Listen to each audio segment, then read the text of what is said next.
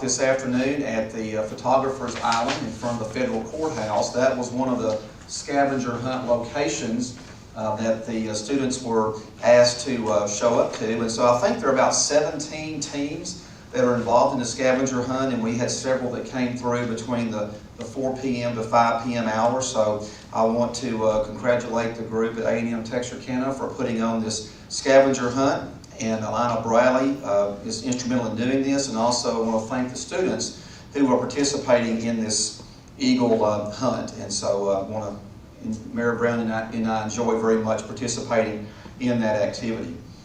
I probably received word last week that Governor Abbott, Texas Governor Abbott, has relinquished or will end the mask mandate for the state of Texas. That's effective March the 10th, which will be Wednesday of this week. The instructions I were given or happened to read as far as in the material, I believe that if in a community, if a particular business or a particular establishment requires that a mask be worn in their establishment, that can still happen. But as far as a jurisdiction, as far as the city or the county, we cannot make that exclusive for the entire city or entire county.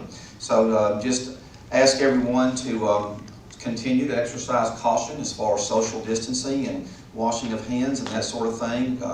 I know that we'll be getting an update later in our council meeting from Eric Slaughter, our fire chief, to provide us with a COVID update. But fortunately, our numbers for the local area have gone down somewhat for the city and the county, which is, of course, good news. More people are being vaccinated, and that's really helped a lot as well. So I know that that's an individual choice for someone who chooses to take the COVID vaccine shot, but I have taken both shots, did not have any problems at all, and so I just encourage our citizens to do this. But once again, I also do know that it's a personal decision, and I certainly respect that as well. But I do encourage our citizens, as that vaccine is available to them, to participate in doing that. In reference to our Parks and Recreation events, on March the 13th and 14th, we'll have the USSSA baseball tournament that will be held at Spring Lake Park. And also March the 25th through the 27th is the Huggins baseball tournament that will also be held at Spring Lake Park. The Southwest Center extended hours of operation and activities, and those hours are Monday, Wednesday, and Friday from 8 a.m. until 8 p.m., and Tuesday and Thursday from 8 a.m. until 7 p.m. Youth basketball practice times will be available on Monday and Wednesday evenings from 6:30 to 7:30 in the evening. And you can contact the Southwest Center at 903-798-3978 and select option number 1 for information on how to reserve your time for the event. Additional Parks and Recreation information can be found on the city's website or by contacting the staff at 903-798-3978. The Intergovernmental Advisory Committee for the Bi-State Justice Center building will be meeting this Thursday, March the 11th at 10:30 a.m. at the Bi-State Justice Center in the Texarkana, Arkansas Police Department training room. Council member Williams and I serve on the IAC board, so we have representation from both cities as well as Bowie County and also the Chamber of Commerce in reference to the IAC board. So once again, that meeting will be coming up this Thursday at 10:30 a.m. We don't have a lot of items on the agenda. We will be looking at a consideration of the 2021 IAC budget and a couple of other matters as well. At this time, move along to our proclamation presentation. I received an email a couple of weeks ago from a student by the name of Leah Graham. I believe, Leah, you're in the audience this evening? Okay, well, thank you for being here. She sent me an email, and she made me aware that the month of March is noted as Theater in Our Schools Month, and so asked if the city would consider a proclamation, and I thought this was an excellent opportunity for the city to support theater. Notice I said theater and not theater. So Theater in Our Schools Month. And so at this time I would like to share a proclamation, and the proclamation reads as follows. Theater in Our Schools, March 2021. Whereas, according to the Educational Theater Association, the EDTA, only 4% of public elementary schools include any form of theater classes in the curriculum. And whereas the EDTA defines Theater in Our Schools Month, TIOSM, as a campaign to raise public awareness of the impact of theater education and draw attention to the need for more access to quality programs for all students. And whereas the month of March has been designated to recognize TIOSM and declaring it as TIOSM in the Texarkana area, which will raise awareness of the many benefits of students involved in theater. And whereas theater is a collaborative art form, and students who take 4 years of art classes are proven to have higher test scores and enhanced growth in social, memory, and thinking skills. And whereas, along with improved test scores, students active in theater departments through leadership opportunities also learn personal responsibility and volunteerism. And whereas theater teaches students early on how to handle personal responsibility as they collaborate with their peers, develop communication skills, and are held accountable for their role in a production. And whereas figuring out how to balance many tasks at once, as is required for a production, will help students later in life deal with more complex tasks and schedules in handling daily activities as an adult. And whereas declaring March 2021 as Theater in Our Schools Month in Texarkana will bring community schools and students of all ages together to lead by example and join other cities and schools in the great state of Texas. Now therefore, I, Bob Rigman, Mayor of the City of Texarkana, Texas, do hereby proclaim March 2021 as Theater in Our Schools Month. And I have signed the proclamation. It's been attested by Jennifer Evans, our City Secretary, and the city seal has been affixed to the proclamation. And so at this time, I'm going to ask Leah if you will please come forward and accept this proclamation, and encourage you to share anything that you would like to share with us this evening. And I'll step down and present this to you. Ms. Evans, do we have the microphone available? Okay.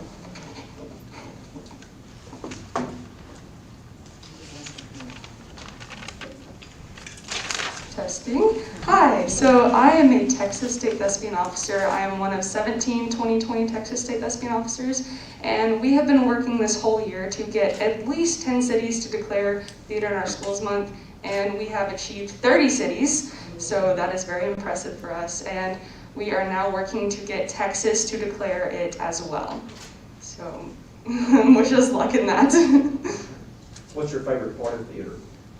My favorite part of theater is not the acting, really, but working with the other students, because you learn more from them than yourself.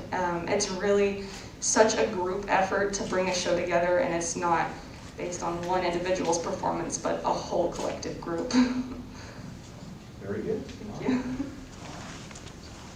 And I think, is that you, Ms. Dupree, in the audience, Texas High Principal? If you'll come up, and if you'll, I would like to have you as part of our presentation this evening, and didn't mean to put you on the spot. Thank you there, Mayor Bob. Is there anything you'd like to share? Just thank you for listening and taking this seriously. Leah has such a passion for all of the arts, and it's exciting to me to see our students advocate for what's important to them, and just share that out so that others can enjoy it as well. And thank you so much. Well, you're welcome. Thank you. All right. Now, we'll take a couple of pictures and I'll stand together.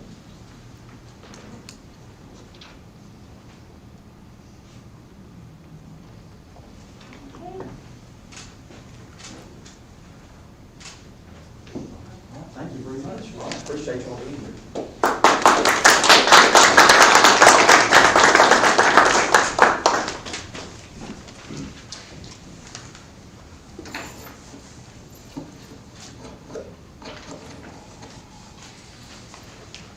We're also very fortunate a great facility like the Sullivan Performing Arts Center in our city to host events and to host productions, and not only for the high school but for the community. So we're very fortunate to have a facility like that in our community. And once again, thank you all for being here this evening. At this time, we'll move along to our open forum comments from the public. If there's anyone in the audience who would like to address the council this evening, you're welcome to do so. You will have up to 5 minutes to speak. However, if you're here this evening to speak on behalf of one of our public hearing items, I would respectfully ask that you hold those comments until we get to that public hearing item. We'd be more than happy to listen to your comments at that time. Ms. Evans, do we have any sheets filled out this evening? Okay, so we were asked, if you do want to speak, to fill out one of the sheets that's on the rack there by the door. So anyone want to address the council this evening? Okay, thank you very much. We'll go ahead and move along. At this time, move along to appointments to boards and commissions and committees. Do we have any appointments to boards, commissions, or committees by the council this evening? Mr. Davis? I do. On the planning and zoning, I have 2. Reappointment for Tom Coleman and reappointment for Wanda Northam. Okay, so we have requests for 2 reappointments to the Planning and Zoning Commission, Tom Coleman and Dr. Wanda Northam. Thank you, Mr. Davis. Anyone else have any appointments this evening? Okay, if not, I'll entertain a motion to approve the reappointments of Mr. Coleman and Dr. Northam. Is there a motion for approval? So moved. We have a motion by Councilmember Hart. Is there a Second. second by Councilmember Williams? All those in favor say aye. Aye. Opposed, no. All right, I want to thank Mr. Coleman and Dr. Northam for their continued service on our Planning and Zoning Commission, one of our very active committees in the community. At this time, we belong to items for consideration. We do have one item on the consent agenda. Item 1 is to consider approval of the minutes of the regular meeting of the City Council held on February the 22nd, 2021 at 6 p.m.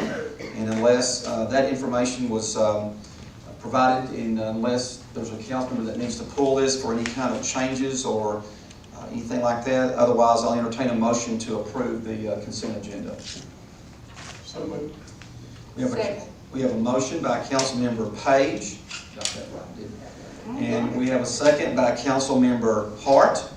All right, all those in favor say aye. Aye. Opposed, no. All right, the consent agenda has been approved. We do have one action item on the agenda this evening. It's ordinance number 2021-017, accepting the retirement of City Manager Shirley Jaster and confirming April 30th, 2021 as her last day of employment. I made an announcement at our last council meeting that Ms. Jaster has chosen to retire, and we knew that this was coming. She told us along the way that she was looking at retiring in the not too distant future, and so she has requested her retirement to be submitted, and we do have an ordinance that we need to approve by the council to actually make this an official action. And Councilmember Bill Hart has some remarks he would like to make. Councilmember Hart? Shirley, on behalf of the council, we just want to say thank you for your 4 decades, 30 plus years of service to the city and to the citizens of Texarkana, Texas. In the short time I've known you, I know that you've held various positions within the city, so you know where all the skeletons are hid. You've done a great job as the city manager, and we are very thankful for your service and appreciative of your service over the decades to the citizens of Texarkana, Texas. And we know that you will be missed, and also believe that you're a trailblazer and that you are the first female city manager for the city of Texarkana, Texas. And we certainly do thank you for your service and applaud you and wish you well starting on April 30th. All right, thank you, Mr. Hart. Anyone else have any comments to share? Very good. I just want to echo those comments. Shirley has done a fantastic job, worked in various departments over the years, very knowledgeable of city infrastructure. I'll make this comment again. I've said it many times. Shirley knows where every manhole cover in Texarkana, Texas is located, whether it's in the street, on the sidewalk, or in an alley. And be available, because you may get some phone calls if they're looking for something, or if I'm looking for something. You'll know exactly where it is, so just be available for that. And Charlie, I just want to once again, Bill said did a great job of providing those comments. Thank you for your service, and if there's anything you would like to say, we'd be more than happy to hear from you. I think I've said a lot, but just once again, thank you so much for the opportunity. This has been more than a career for me. Some of the people that I've met here have become lifelong friends. I've had lots of mentors and people who've helped me along the way. You do not do this by yourself. It takes a team, and you know, I have enjoyed so much of my work experience here. It's been work, yes, but I really like what I do.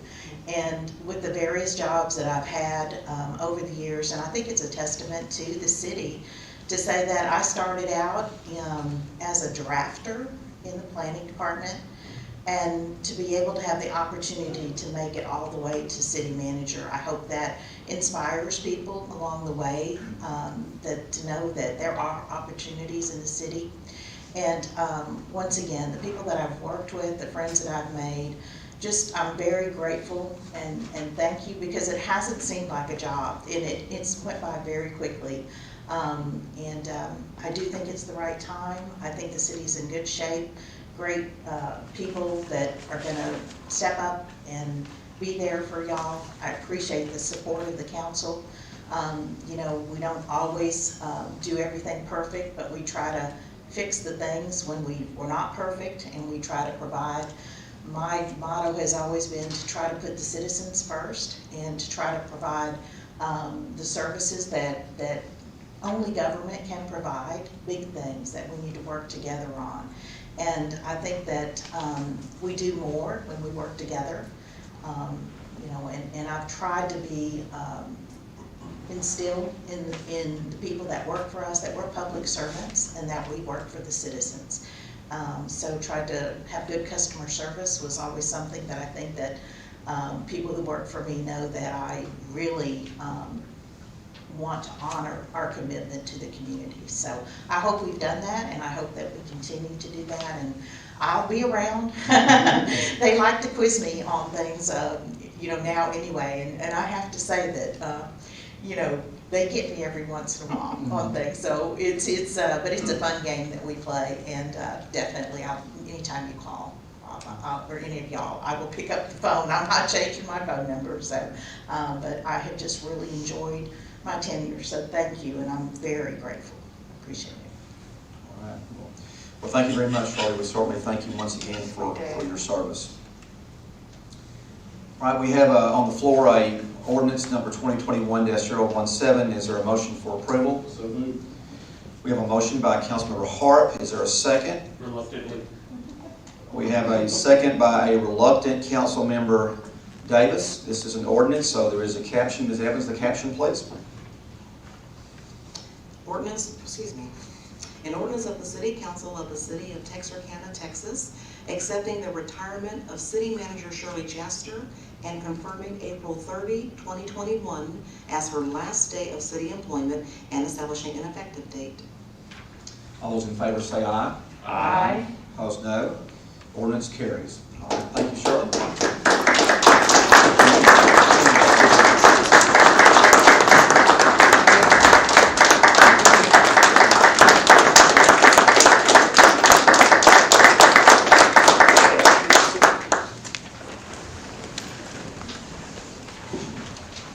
We'll now move along to first briefings. We do not have any first briefings this evening. That's very unusual. We usually always have some first briefing items. We do have, however, some public hearings scheduled this evening. We do have 3 public hearings on the agenda. Item 1 is ordinance number 2021-002, granting a specific use permit to allow permanent cosmetics microblading on a 1.23 acre tract of land, being Tract 6 in the R.G. Cannon Headright Survey, A-733, located in a tenant space at 2011 Mall Drive, Suite B. Mike Murrah, owner, Candace and Aaron Estes, agents.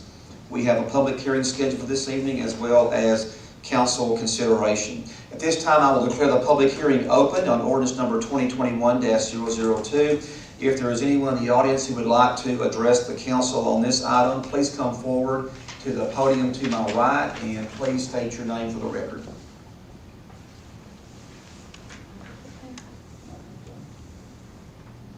Does she need to come up? This is Candace, this is my wife. If she would like to come up and just maybe introduce herself, Sure. or maybe tell a little bit about what she plans to do, that would be great, just her option, so.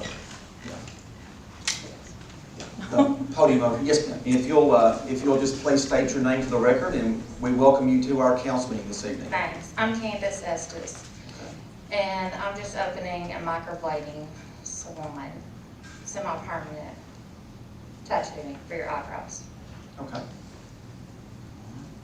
Don't have anything for the head? Okay, all right. I'm gonna come see you.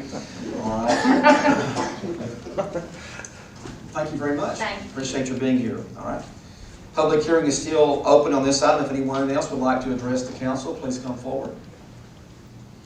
Okay, at this time, I'll declare the public hearing closed. Is there a motion for approval of the ordinance? Second. We have a motion by Councilmember Page, and we have a second by Councilmember Hart. Ms. Evans, the caption, please. An ordinance of the City Council of the City of Texarkana, Texas, amending the zoning map showing the location, boundary, and use of certain property by the granting of specific use permit number S-734 to allow the application of permanent cosmetics microblading on an approximate 1.23 acre tract of land, being Tract 6 in the RG Cannon HRS A-733, located in a tenant space at 2011 Mall Drive, Suite B, in the city of Texarkana, Bowie County, Texas, containing a repealer clause, containing a severability clause, and establishing an effective date. All those in favor say aye. Aye. Opposed, no. All right, the ordinance passes unanimously. Ms. Estes, best of luck to you with your new business, and we wish you much success, and thank you for your investment in Texarkana, Texas. Thank you. All right, thank you, sir. Are you Aaron? I am. Okay, Aaron, all right, we're glad to have you with us this evening as Thank you, well. sir. Appreciate it.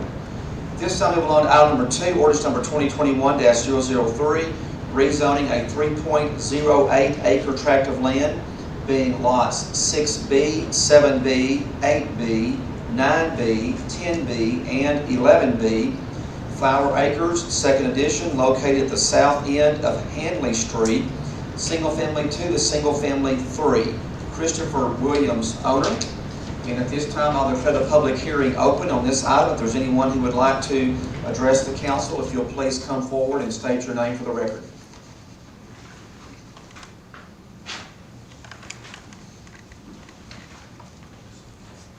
Good evening, sir. Good evening. I'm Christopher Williams. Yes, sir. I was trying to get this land zone for manufactured home. Okay, all right. Any questions from the council for Mr. Williams?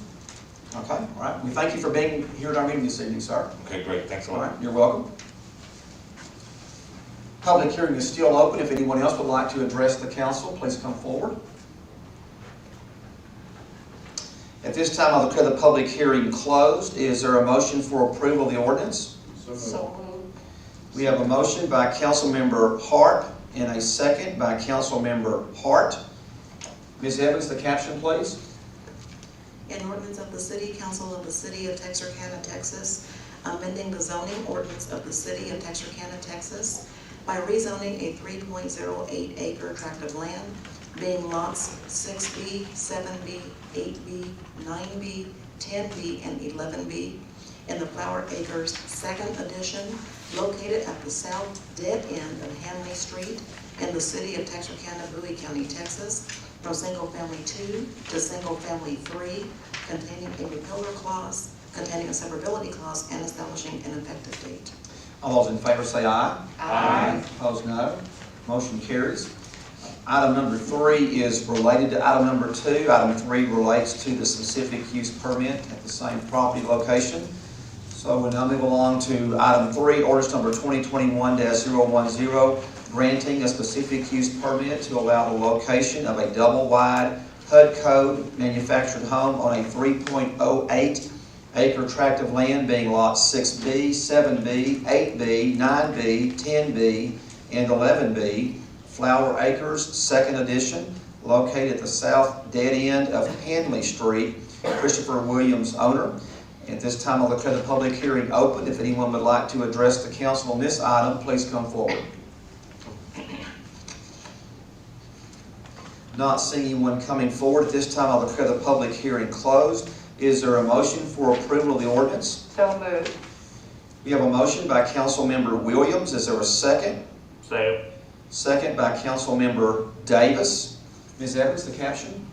An ordinance of the City Council of the City of Texarkana, Texas, amending the zoning map showing the location, boundary, and use of certain property by the granting of specific use permit number S-735 to allow the location of a double-wide HUD code manufactured home on a 3.08 acre tract of land, being lots 6B, 7B, 8B, 9B, 10B, and 11B, Flower Acres Second Edition, located at the south dead end of Hanley Street in the city of Texarkana, Bowie County, Texas, containing a repealer clause, containing a severability clause, and establishing an effective date. All those in favor say aye. Aye. Opposed, no.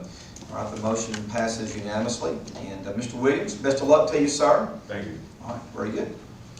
All right, we'll now move along to items for discussion. Staff updates. We do have a couple of updates this evening. We have an Operation Responsible Compassion by Michelle Fernandez.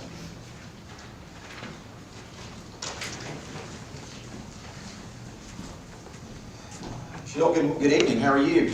I'm doing well. All right, doing fine. Good.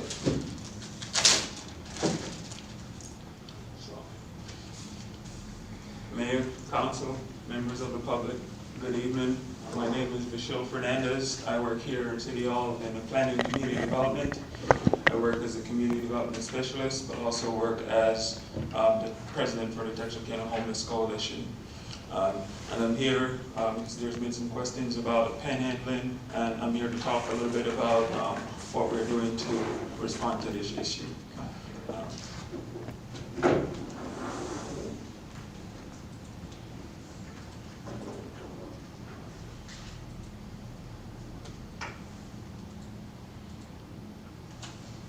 So what we've done is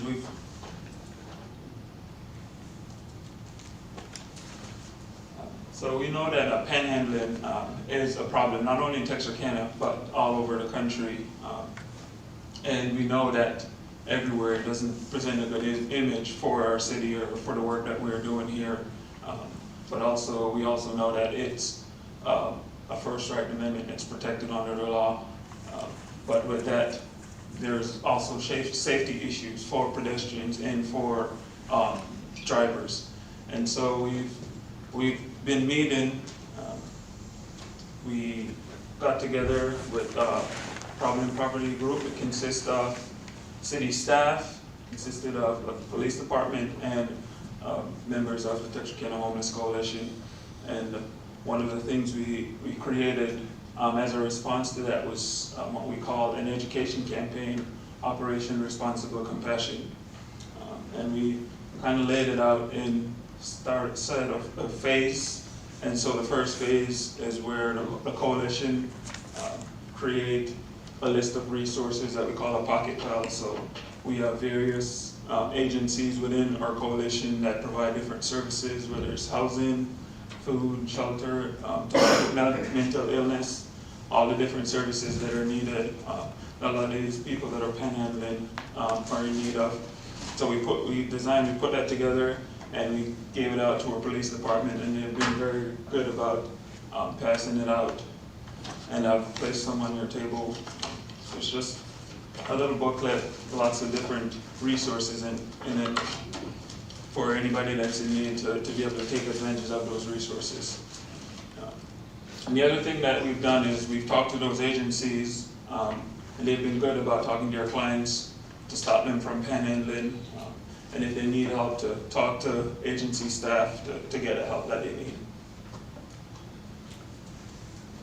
And I've also put a couple of these at your desk. We created this, which we call a care package. And so what's in it is some snacks, some hand sanitizer, water, and the resources. And we ask you guys to keep those and keep them in your car. And you see panhandlers on the street, to give them those instead of handing them money. And also encourage them to look at the Pocket Pal and take advantage of those resources that are available to them. That's one thing we've also been trying to push a lot. The second phase that we got into was really trying to reach the public. And one thing we did with that was we created a page on our website, our Texarkana Homeless Coalition website, geared towards the educating the public on what we are doing and what they can do to help us with this effort to end panhandling in our city. And we've also used not only social media, but we've got 2 message boards, one on Richmond Road right by the interstate, and one on the state line, also by the interstate, to encourage people to stop giving to panhandlers, but to divert their resources toward agencies that are geared to helping these people get out of the situation that they're in. One of the biggest things we emphasize is that these one-off donations don't really help. They might even delay the process of getting the people the help they need to get off the street and stop panhandling and live sustainable lives. So we've really been trying to push that. The next thing that we're looking into is moving to talk to a lot of businesses to see if we asked them if they could post this. We've created this poster, just kind of explain a little bit of why giving to panhandlers doesn't really work. As I mentioned before, it really diverts them from getting the help they need to become self-sustainable. And so this is what we're looking to move into next. And as we look at that, we also are still working on ways, looking at different cities, trying to see what has worked in other cities and see how we can try to implement that here and see if that will work for us. And that's what I have, and if y'all have any questions at this time, I'm happy to answer. Any questions for Sheila this time? I just want to commend you for, of course, the work that you do here at the city, but also the work that you do with the Homeless Coalition. I know that it's very time intensive, it's very emotional type of work that you do, and we certainly appreciate that. I know that I receive calls quite often from citizens who are asking about those who are panhandling, especially on Summer Hill and Richmond and State Line. And I just encourage, that our citizens be aware that perhaps some of those who are panhandling may very well be those who are homeless, and there may be some who may not necessarily be homeless, but mainly showing up to work a shift for a period of time. And so we want to put our resources and our time and effort in those areas that will help those who are truly homeless and who need the assistance. And so the work that you do with the Homeless Coalition is to be commended, and we appreciate that. I will certainly keep these in my vehicle, and when I approach one of those intersections, I will certainly hand this out and tell them to be sure to read the information, and that's very, very important, so that they can determine some resources that are, we want to help those who need help, but then our citizens don't need to be taken advantage of either. So it's kind of a two-way street. So anything else you want to share with us this evening? No, I just want to say thank you for having me, and just want to let everybody know to just continue to help us focus on trying to get these people the help that they need. Mr. Mayor? Yes, sir. Mr. Fernandez, about how many months has the city been running started with phase 1? We started close to the end of November, before Thanksgiving start. We decided that would be a good time to get out there, because normally around the holidays, from some of the reports that we have, is when panhandling started to pick up a little bit. So we decided to try and get more information out to educate the public as well, before that ramps up. And we've had some good response. We've had some of the people that were out there panhandling, we've had them take advantage of the resources that are available and get the help that they need. Good. Thank you very much. From the council, we certainly appreciate all the efforts of the people of the city and your work with the homeless coalition. So thank you very much, Mr. Fernandez. Thank you. Thank you very much.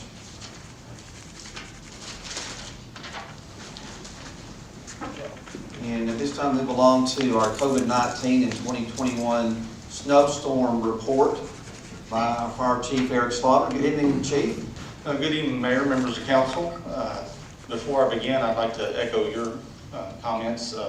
We work with Bashil a lot and refer a lot of people from the EOC his way, and he's incredibly passionate and does just an incredible job for the city and the citizens. And a lot of folks that we turn his way, he finds them help very quickly and gets them out of a tight spot.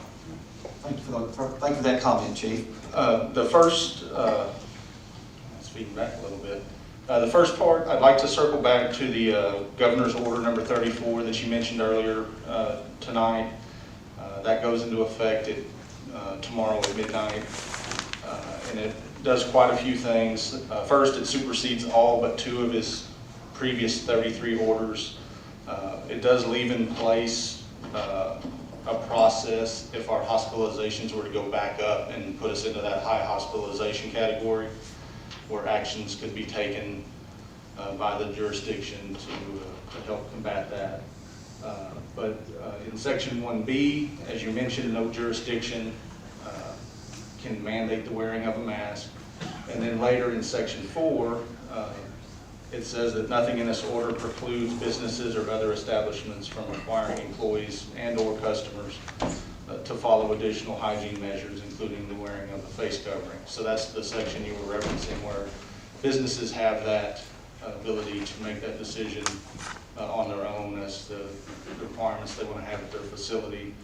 So that, I would think, is the biggest thing that we need to educate our folks about, is that while it's not mandated by the state, it may well be mandated by a facility that you're entering, and that is legal for them to do. In Section 6, it refers to schools, and the schools were treated a little bit differently. They got their guidance through the TEA, and he kind of left that separate out of his order, but said that that's where they would get their guidance. And our local ISDs have, 2 I know have already publicized that they plan to continue their policies as established through the remainder of the school year. And I would assume most of them will do the same. Hospitalizations in our area are still trending down, which is great news. And they're now at levels for us that we haven't seen since early to midsummer. So the numbers are down quite dramatically since a peak in January. And there haven't been many days where they even went back up. So it's been a pretty solid decline in numbers, and we're now in a very good place, capacity in facilities. We're still carrying out the testing mission. We did switch companies. So the new company is BioIQ. They're at the same location with the same hours of operation as the previous company. So they're located at our local health department at 902 West 12th Street. They test Monday through Saturday from 9 to 6. They perform a PCR test, but they use a lower nasal swab for collection. So it's not the one that goes all the way back down to your feet. It's just a little bit of your nair, and it's minimally invasive and not too bad. But I've got the website and the phone number for folks if they want to sign up to get a test. There's no requirements, there's no restrictions. You don't even have to have an appointment. You can just walk up and get a test. But the website is texas.fulgent, F-U-L-G-E-N-T, genetics.com. And the phone number is toll-free 877-862-4647. And again, that testing is carried out Monday through Saturday from 9 a.m. to 6 p.m. each day. And those numbers have gone down fairly dramatically as well. So not only are we seeing a decrease in numbers for for hospitalizations. We're seeing a decrease in numbers in new positives, and we're also seeing a decrease in testing being performed in our area, not just at this site, but at other providers that share that information with us as well. On the vaccine side of things, we are in week 13 of vaccine distribution in the state of Texas. This week was a big week for Bowie County, as several providers received allotments. So the last couple of weeks have been pretty dry for the county except for the hub, but this week they came back and added in quite a few doses. So there's a little over 2,300 doses going to the hub this week, 1,300 doses going to various pharmacies across the county, 1,000 doses going to our health department, which Robbie's going to speak about here in just a second. And then additionally, the city is partnering with the Texas Military Department this Thursday, and they're going to come in and administer 500 doses as part of the governor's Save Our Seniors program. So they're going to do 494 doses by appointment, and then they're going to go to 6 homebound individuals' homes and administer the shots in the house. So they'll be carrying out that this Thursday. To date, we've had 27,890 doses allocated to Bowie County.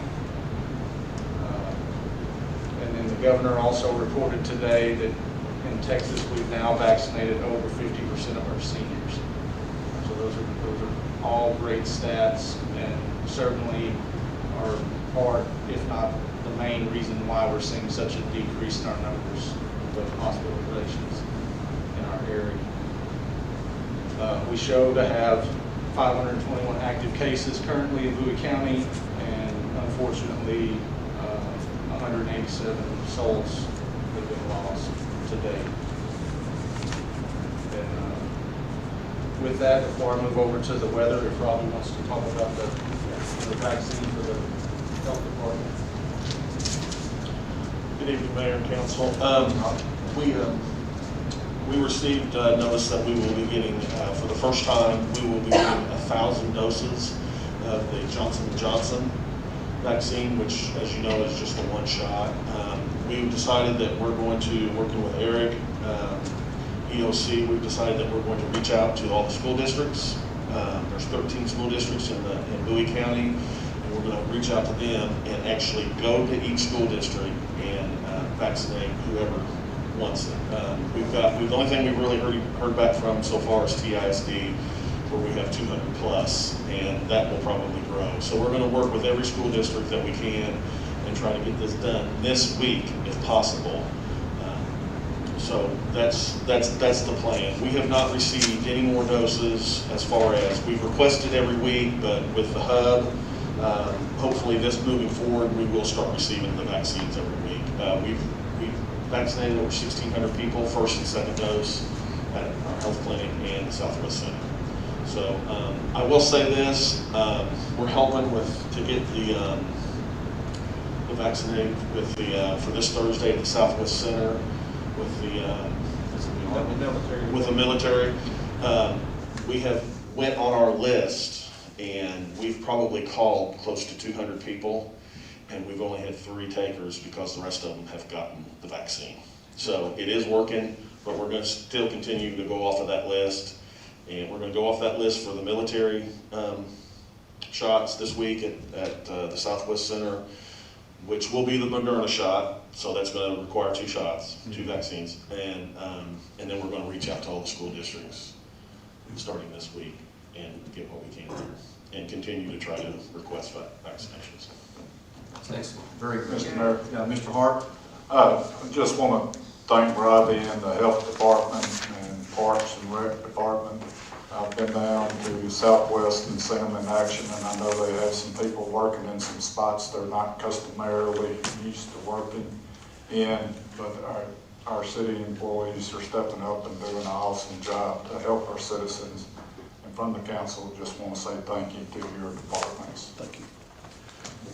One of the great things about the health department is their flexibility. Just like the school mission that they're about to take on, they're going to go on site because that's easier for teachers. They don't have to leave campus. We don't have to disrupt the operation of the school. And they can do that. They can kind of customize their approach each time we need to. We did our employees at the health department because that's where our employees were comfortable going to.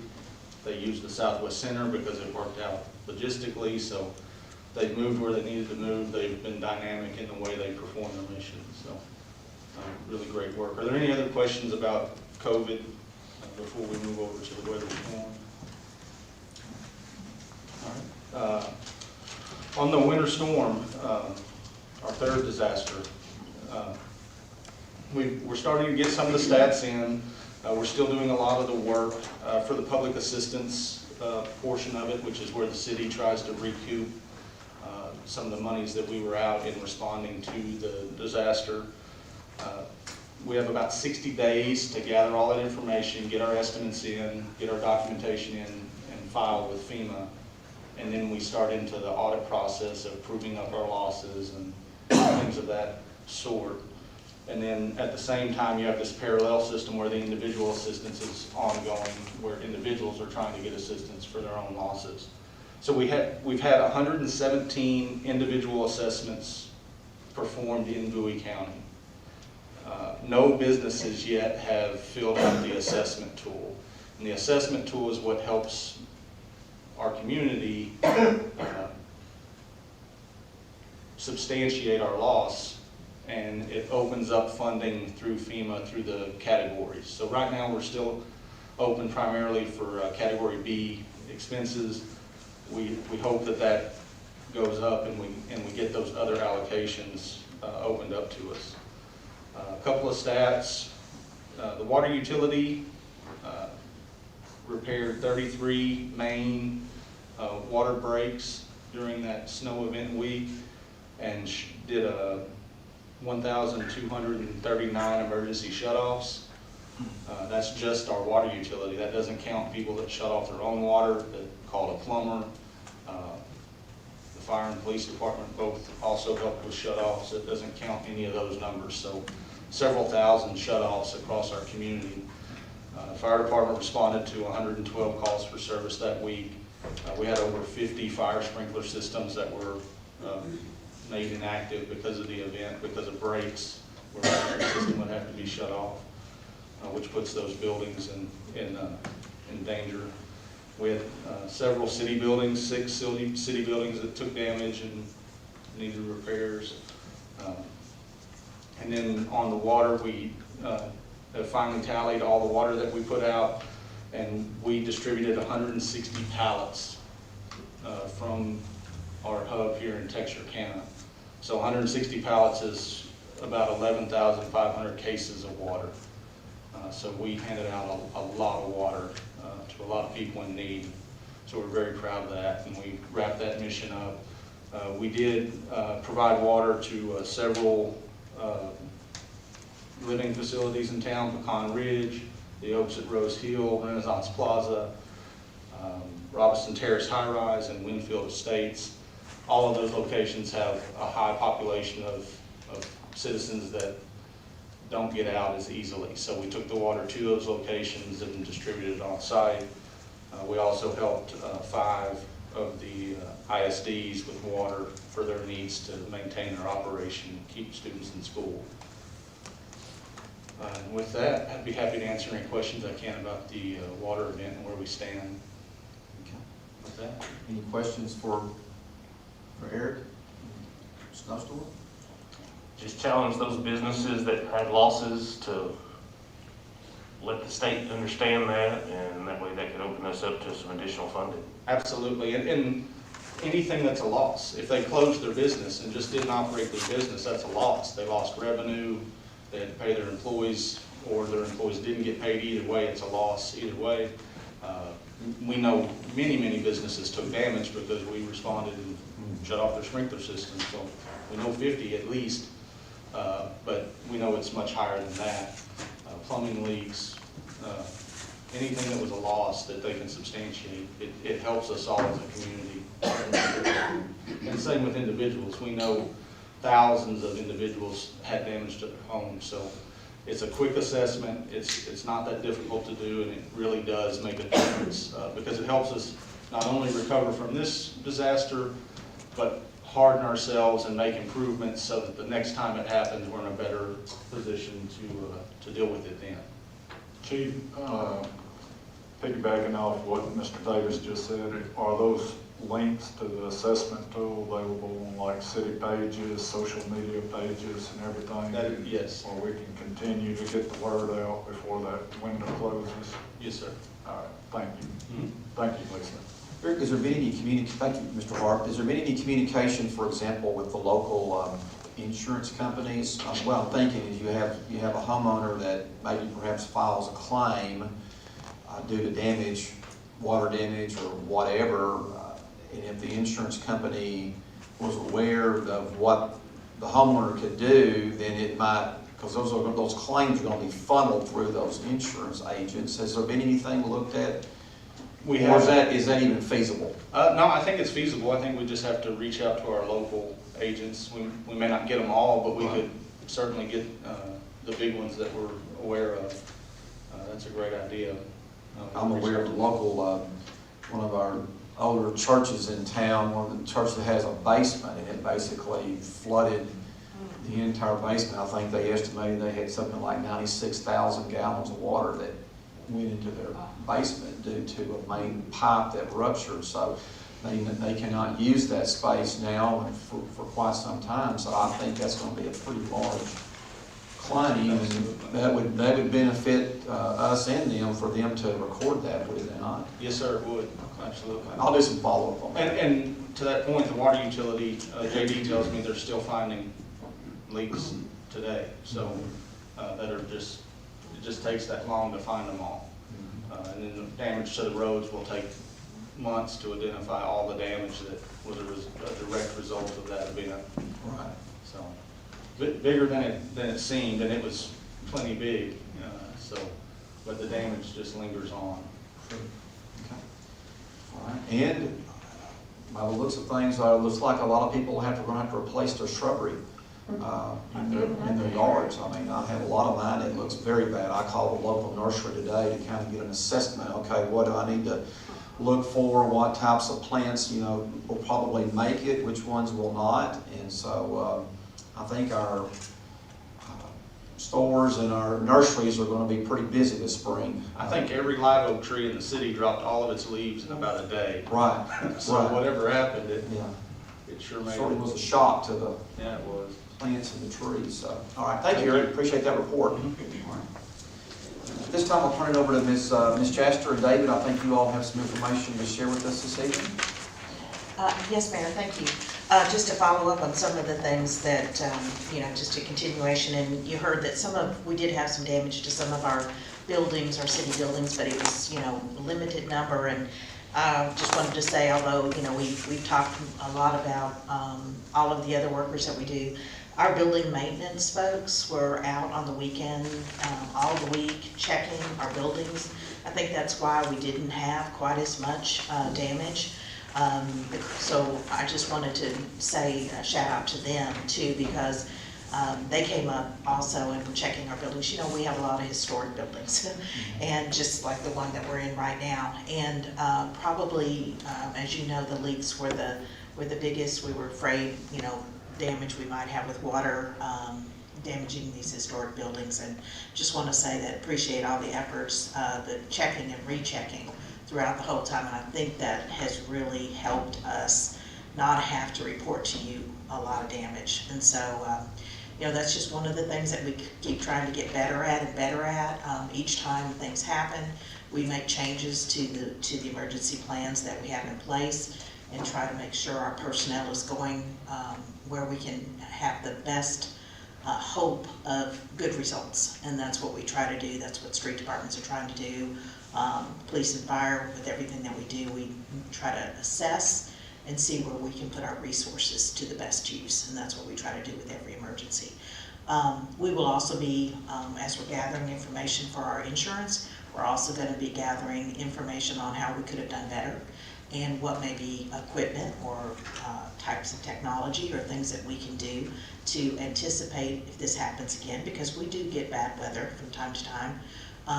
And you know, what could we always are looking at what did we do right and what did we maybe not do as well as we could have. And we try to make sure that we put that on the record so that the people that follow behind us, because as you know, sometimes there's quite a bit of time that goes between these incidences that we have.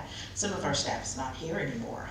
The big ice storm that everybody remembers, a majority of our staff, you know, they're not working here anymore. So when we write this stuff down and we document it, we help our fellow employees do a better job the next time for our citizens in our community. So just know that we're doing that. Just a couple other things. Wanted to talk about a tournament that was in our city over at Carr Park. It was a softball tournament. We had about 40 teams, and we didn't get that in time to put out when the mayor usually announces that. And so we are going to have some tournaments coming up, but this one was in our city last week. And as you know, that's a real big boost to us from our, a lot of the teams stay here in our hotels and eat with us and stuff. And as COVID starts the numbers get a little bit better, and as we try to start having a few events, we want to let you know about those. So that was very positive to see that they were here. We appreciate them coming and playing softball at Carr Park, which is over right off of South Lake Drive. So just wanted to mention that. And then we also had our Arbor Day Giveaway of the trees. We gave away about 1,000 trees on Saturday, and they went in about an hour. It's just amazing. But we did that at Spring Lake Park. So we wanted to say a big thank you to the Texas A&M Forest Service. They help the volunteers.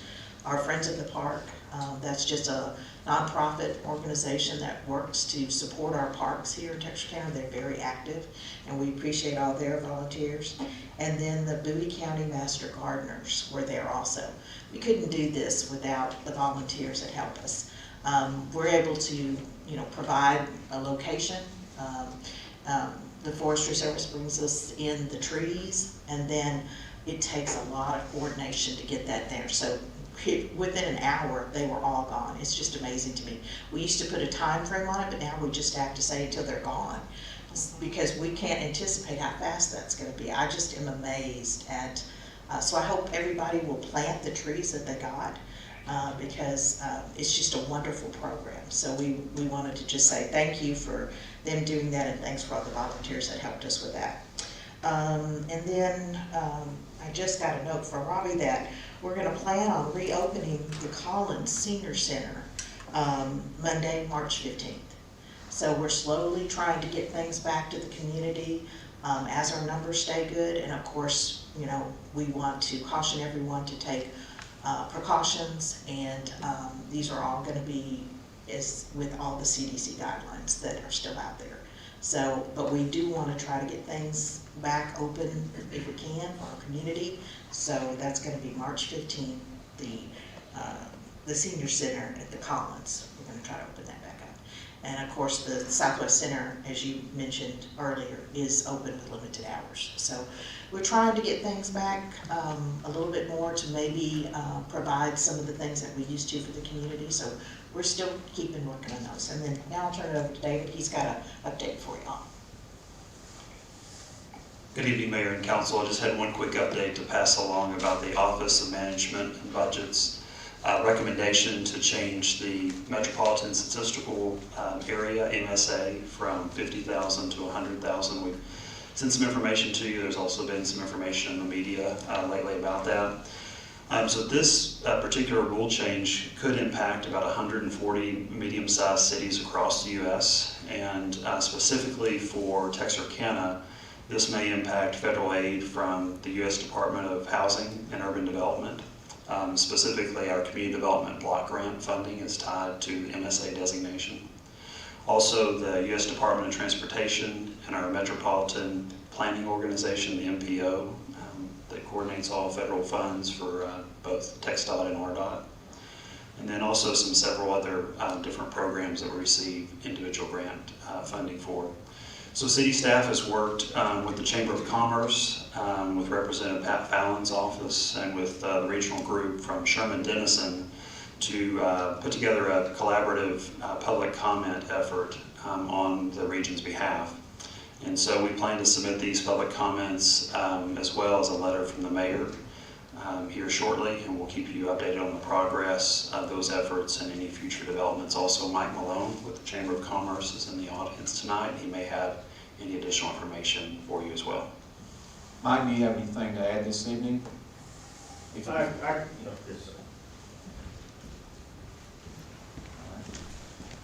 Thank you for being here, Mike. Mike Malone, President of the Texarkana Chamber of Commerce. Mike? Thank you, Mayor and Council, and David and the city for picking up the torch on this and help carrying it. This is a national issue. It's a bipartisan issue that we're working on. As he said, 144 communities in the United States in 44 different states will be affected if this thing passes. And it is dramatically important that we do not let it be implemented. It is not a piece of legislation. It's administrative action, so there's no legislation that's going to occur in Washington on this. It is just an OMB decision. So we reached out nationally to most of the senators and congressmen across the country on this issue. I've spoken to groups from Virginia to Montana and Wyoming, North and South Dakota, as well as Texas, and of course Arkansas. Our latest alliance we pulled together with the U.S. Chamber are doing this nationally in support of this. The Texas Association of Businesses behind this. The MPO and the state of Texas have all united to keep this from happening. So it is a large effort. We're feeling very positively optimistic going into that. All senators in both of our neighboring states, Arkansas and Texas, are united to keep this from happening as well.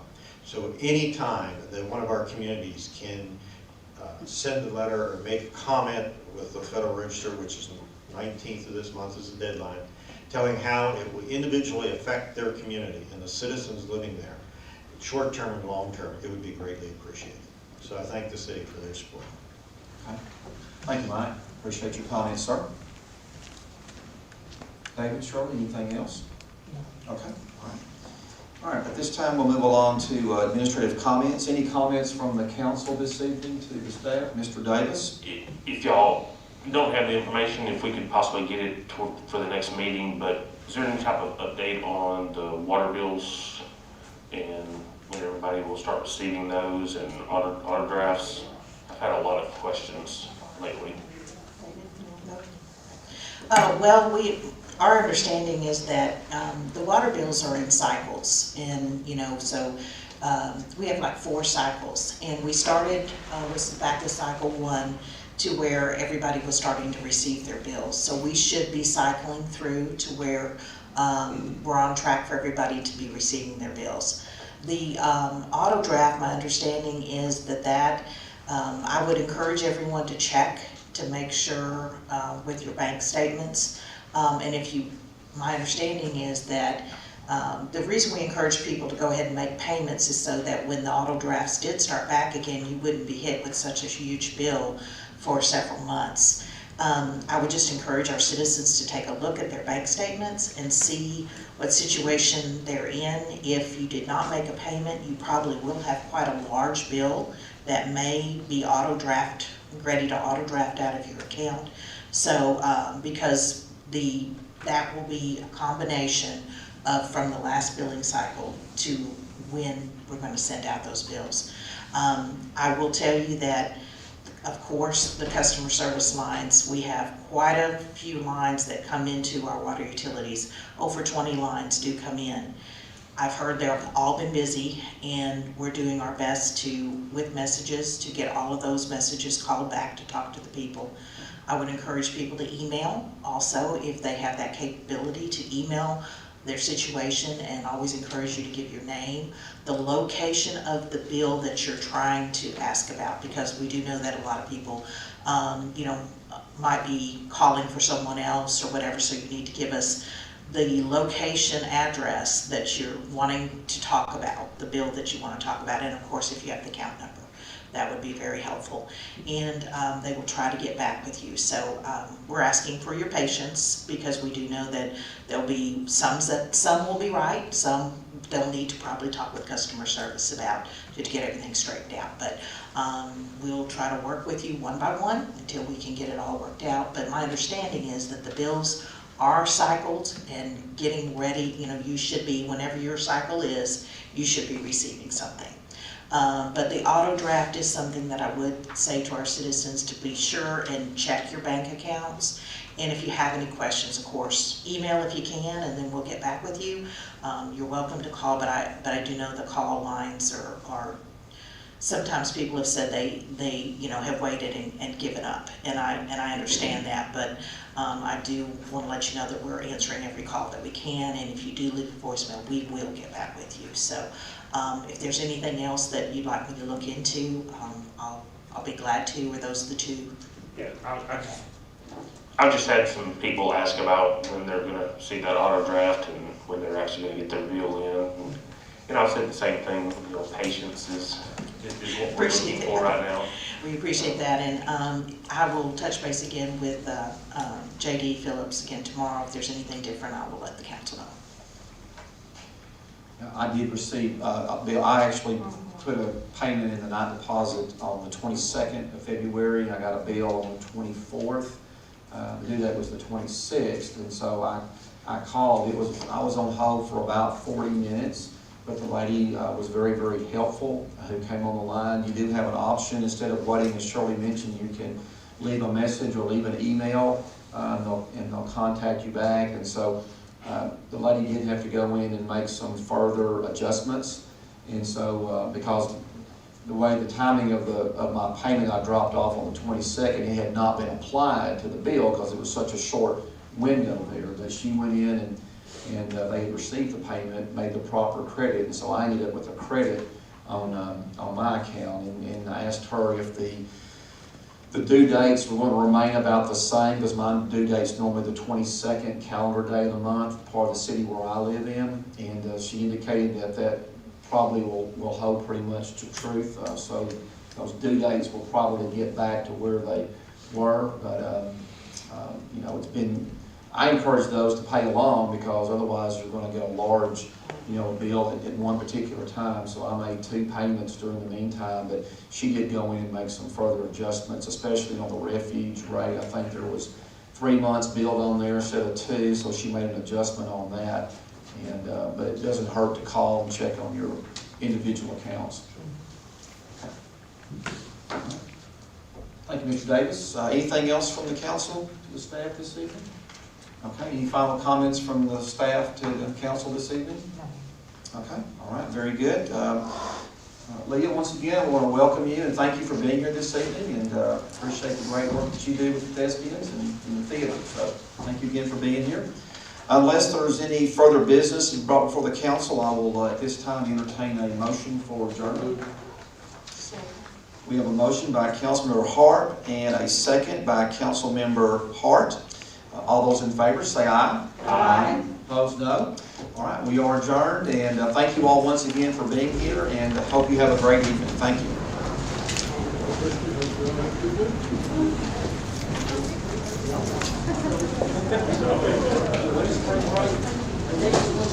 We need to get with you sometime this week so we can put an announcement about opening the city. Okay, that sounds good. Sure.